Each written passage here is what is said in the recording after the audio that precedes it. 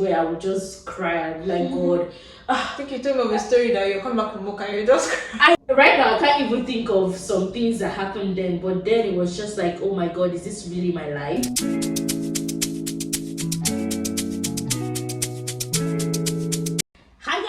Hi guys, my name is B. Welcome back to my YouTube channel. If this is your first time here, thank you for stopping by. Don't forget to like, share and subscribe. And if you've been here before, you're the real OG.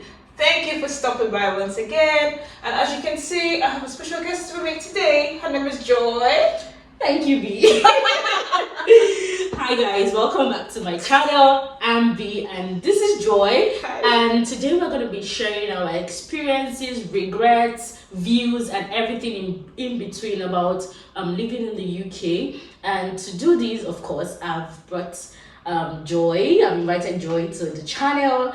You've already met her. I'm sure you're gonna love her. So without further ado, we're just gonna jump right into it. Yeah, okay, I'm gonna head to write down some questions that I'll be asking Joy, and I'm also going to be answering them based on my own experience. But before we get into that, I'm just gonna share a little backstory so that you kind of understand where we're coming from.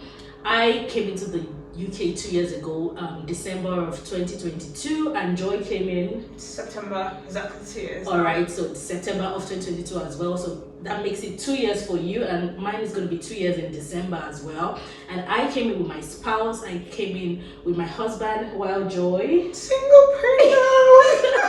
So Joy came into the country as a single person, and we both came through the education route. We came to do our masters here, and we attended the same school, right? Yeah, she's my classmate. Yeah.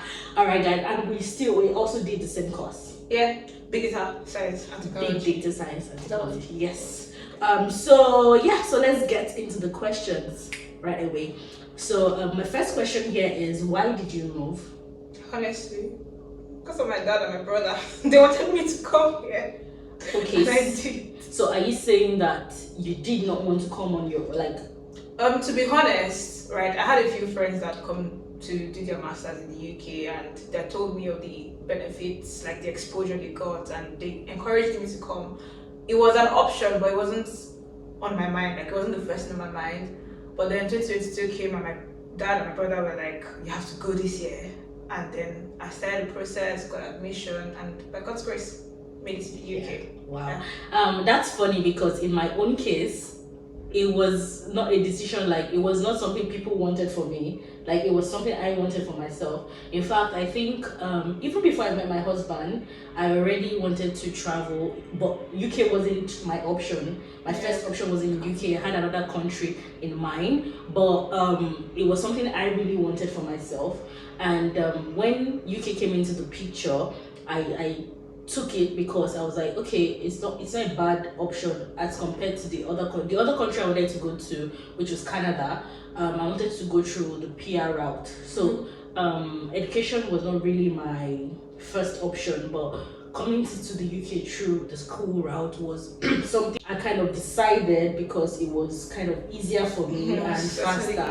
Yeah, so that makes our our decisions kind of different. UK because your father and your brother wanted you to, and why I came because I wanted to. Yeah, so I would say my family members, and then just for the exposure to see a different culture, a different environment, to open up my mind really. So yeah, that's good because for me, one of the reasons why I always wanted to travel, like you said, was for the exposure, and it was also one major reason why I wanted to actually leave Nigeria was because I wanted to pivot my career. I wanted to change to something else. I was not happy with what I was doing back home, and I knew that it wasn't like I couldn't change back home, but I felt like it was a lot harder to do that back home. So I knew coming to a new country may kind of just put me on another trajectory.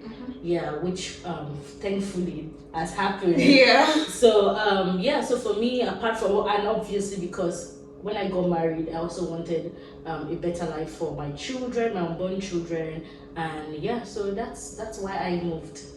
Good to know. So can you walk us through the challenges you faced as a new immigrant in the country? Because I know that coming into a new country is it's not a walk in the park. So At all. yeah, so just walk us through your experience. So when I first came, like my first month was quite pleasant. I was still very much excited to be in a new space, experience a new culture, not actually meet new people, but like meet people that I wasn't used to, type of people I wasn't used to seeing every day. Like seeing a white person every day wasn't normal for me. Yes. So yeah, I still felt quite touristy the first month I was here. But then after the first month, reality dawned on me. Yeah. I think my first challenge was trying to get a job. So the first month I was here, I was still working my Nigerian job. I was working remotely. I still got paid salary. I still had something to do, right? So I wasn't necessarily pressed to get a new job that first month. But by the second month, I was already kind of running out of my savings. I no longer had the Nigerian job. I had fees to pay, I had bills to pay, so I knew I had to start like looking for jobs. Initially, I thought that it would be easy for me to get a job because I had a very good one in Nigeria and I had like side jobs. I thought I was hot cake. Yeah, like just a matter of just submit one application and you'll be good. Yeah. But that wasn't the case. That was far from the case. I actually did get a job, a customer service role with HSBC, which was cool. Salary was good, working hours perfect, working time perfect, like everything was perfect about the job. Sorry to cut you. Talking about the job you said you got, I just want to quickly chip in that it's actually possible to get jobs that are not in the what is it, hospitality, care, healthcare and stuff, because a lot of people have the notion that when you were in the UK to school or something, the only jobs you can get or the only jobs you can do is care or support. So it's a good thing you brought that up, because this is an opportunity to let people know that there are actually other jobs that you can get as a student. I didn't work in the care sector, and Joy as well never did. I was kind of determined not to, because I felt like I could get better. I'm not saying care is bad or anything, but I just felt like with my experience, with my education, with my age, I could get something better. Even though I almost did care, because there was a time I couldn't. I'm going to get into that, but there's a time I couldn't like get a job, so I was beginning to consider care. In fact, the only thing that stopped me from doing care was the fact that I had to do a training and I had to pay money that I did not have. Yeah. So luckily for me, like a week after I got a job. But back to this whole customer service thing I got, it was cool. I got the job, like I said, but I wasn't going to start until January. So I had like November and December to figure out what to do meanwhile, because I really needed money, and that's why I signed up for Flex. That was like the easiest way to get a job in the UK at the time. For those who don't know what Flex is, can you just Yeah, sure.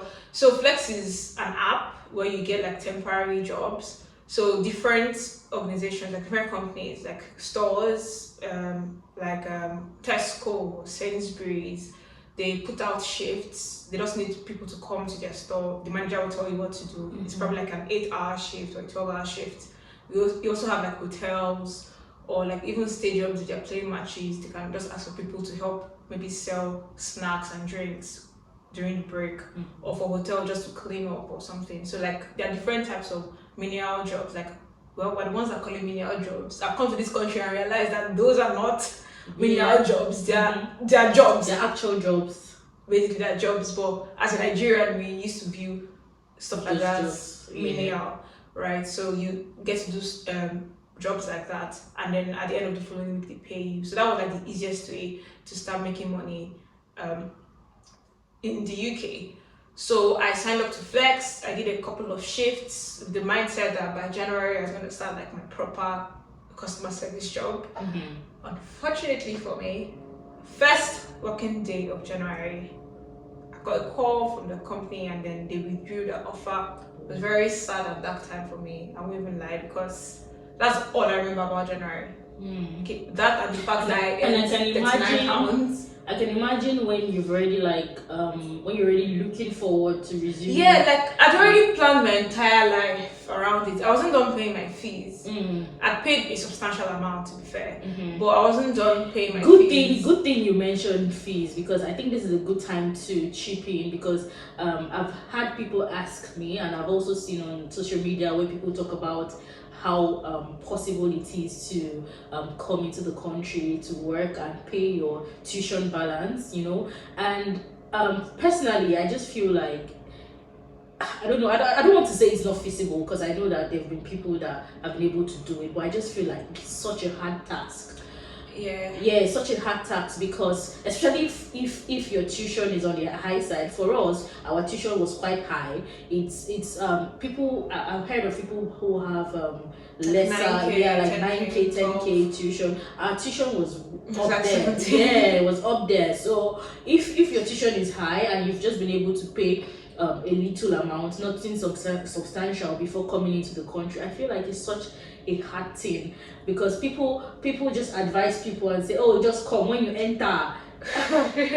Well, I would say like everyone has their own story, their own journey, right? And I won't say it's impossible. It is possible. It's just not advisable, because you're going to be under a lot of stress and under a lot of pressure, especially if you're coming into the country alone. So for people that are coming with like their spouses, right, the spouse can work full time and help you earn some money, and then you work your 20 hours. And even at that, it's still hard. But imagine if you're not coming alone and all you have is 20 hours, even though some people have like a way around it, which we do not advise. Right?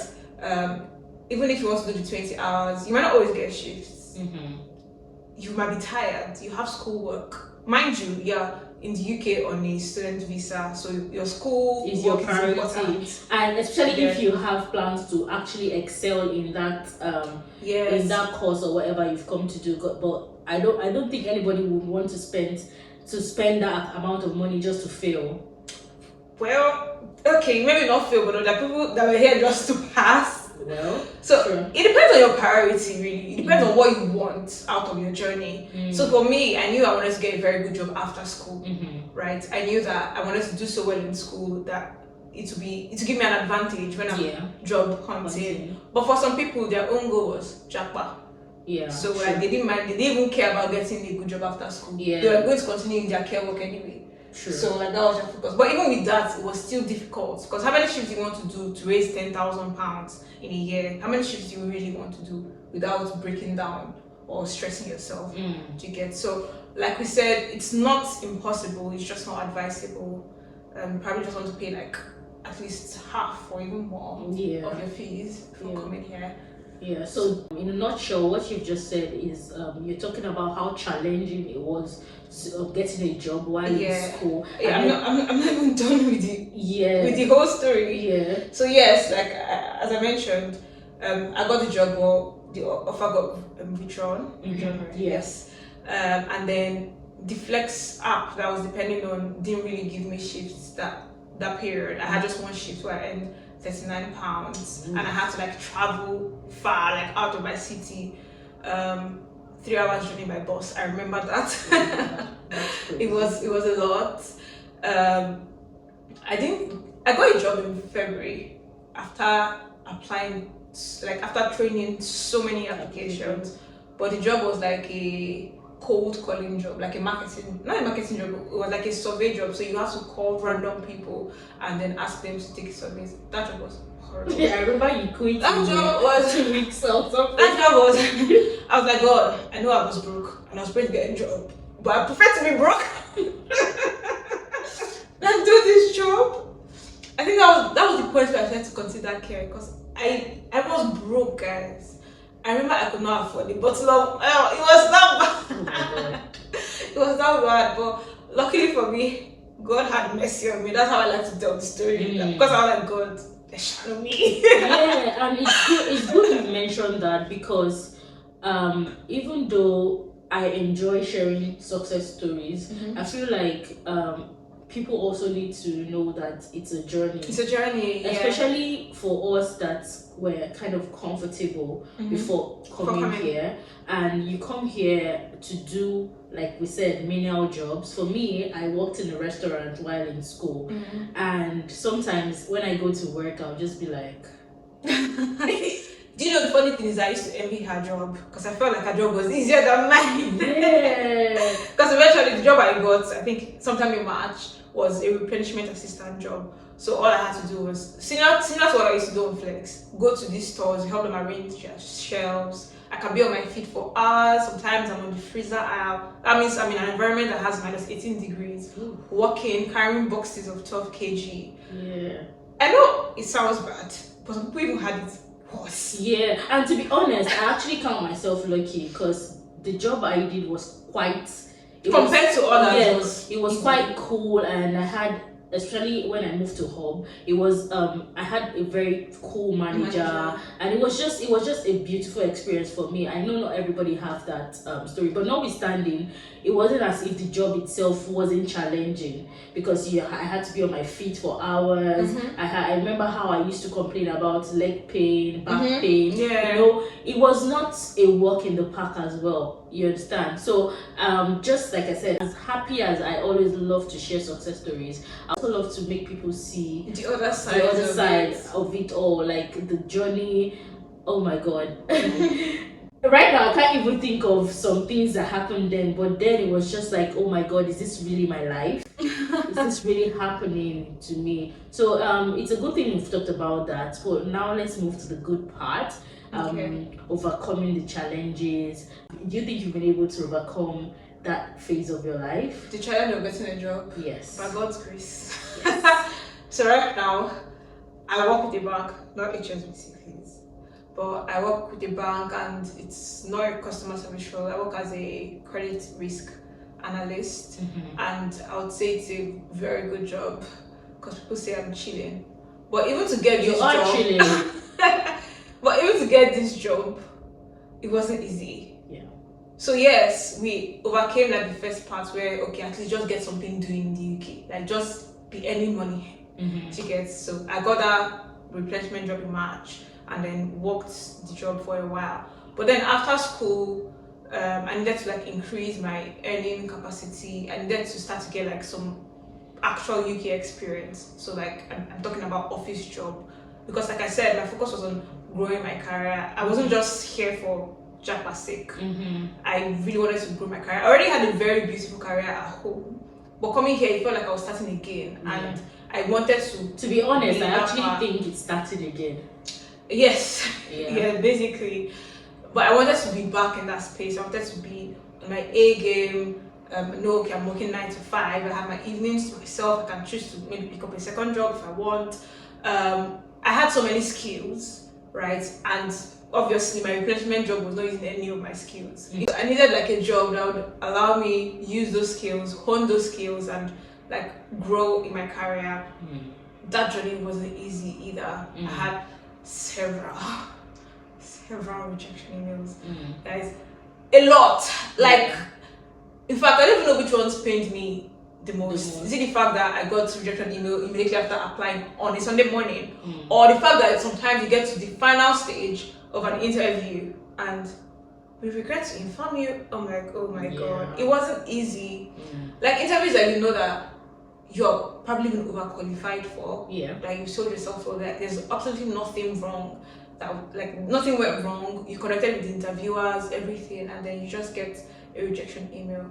Let me know, like at a point I'm like, see God there, it's only you that can help me. I know I've been saying it's only you that can help me, but this time it's only you. It's only like I really need you to come through for me because my job at the time required me to work on weekends, so I wasn't going to church regularly. As a result, my spiritual life was here, like it was here and there. It is high planting. So I remember praying to God, and God, see, I really need to get a proper job. I want to be going to church on Sundays. I want to be able to serve you. I want to have a time, like just to bring me out of this valley. It felt like a valley. Like how long after school did you land a job? Okay, I finished school in September. I got the job in December, but I did not start until February actually.